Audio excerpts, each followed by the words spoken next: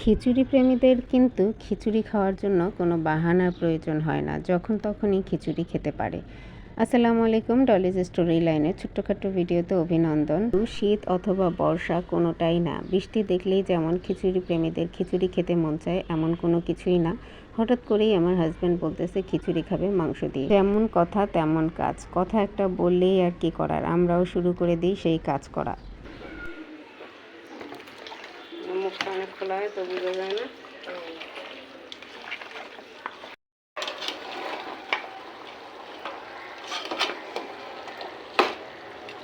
আম্মা মাংসটা নিজেই সুন্দর করে বসাইছে, মাখাইছে, দেখতেই পাচ্ছেন। মাংস দেখতেই যেমন অসাধারণ একটা টেস্টি মনে হচ্ছে, কষানো হচ্ছে মাংসটা। মাংস রান্না করতে নিলে কিছু মাংস আমরা কষানো মাংস খেয়ে থাকি। গরুর মাংস রান্না করতে গিয়ে কষানো মাংস খায় এমন মানুষ হয়তো দুই একজন আছে। আমাদের ঘরে আমার হাজব্যান্ড কিন্তু কষানো মাংসটা বেশ পছন্দ করে।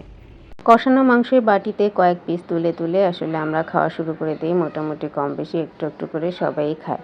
তো ডালটাকে আমি মুগ ডালটা সাধারণত একটু ভেজে টেজেই নেই, ভেজে তারপরে হচ্ছে মুসুরি ডাল এবং চাল মিক্সড করে এটার মধ্যে দিয়ে দিই। মুগ ডালটা না ভাজলে এটা সুন্দর একটা যে ফ্লেভার এটা কিন্তু আসে না। তো আমি ডাল চালগুলো মিক্সড করে এখন ধুয়ে নিব সুন্দর করে, কারণ মুসুরির ডালে হচ্ছে একটা আলাদা টেস্ট নিয়ে আসে। আর খিচুড়ি মানে ভুনা খিচুড়ি মানে মুগ ডাল ছাড়া আমি কখনোই খিচুড়ি পছন্দ করি না, আর আমার কাছে কেমন যেন টেস্টও লাগে না।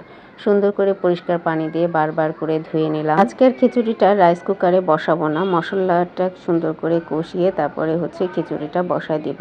তো মশলা কষানোর জন্য পরিমাণ মতো তেল, পেঁয়াজ এবং কাঁচামরিচ, আস্ত রসুন দিয়ে দিলাম। এবার আদা রসুন বাটা দিব এবং হচ্ছে যেসব মশলা, জিরা বাটা, ধনের গুঁড়া, হলুদ মরিচের গুঁড়া, এগুলো সব কিছু দিয়ে সুন্দর করে স্বাদ মতো লবণ দিয়ে বসাবো। সাধারণত আমি আস্ত রসুন আমরা এভাবেই দিয়ে থাকি। আস্ত রসুন খিচুড়িতে অনেক মজা লাগে এবং আমার হাজব্যান্ডও এবং আমার শ্বশুরবাড়ির লোকজন বেশ পছন্দ করে। তো চালটাকে দিয়ে সুন্দর করে নেড়ে চেড়ে চালটা একটু ভেজে নেব। একটু ভাজা টাজার পরে ভালো করে মোটামুটি হয়ে আসলে এর মধ্যে পরিমাণ মতো পানি দিয়ে দিব। খিচুড়ির পানিটা কিন্তু পোলার চালে আমরা যে পরিমাণ পানিটা দিই তার চাইতে সামান্য একটু বেশি হয়ে থাকে। বিয়ের পরে প্রথম যখন রান্না করতাম অনেক মাপঝোঁক করেই রান্না করতাম, এখন আর কোনো কিছু মাপঝোঁক লাগে না। এখন সব কিছু চোখের আন্দাজেই করে ফেলি, আমাদের কোনো পরিমাপের প্রয়োজন হয় না গৃহিণী আমরা যারা।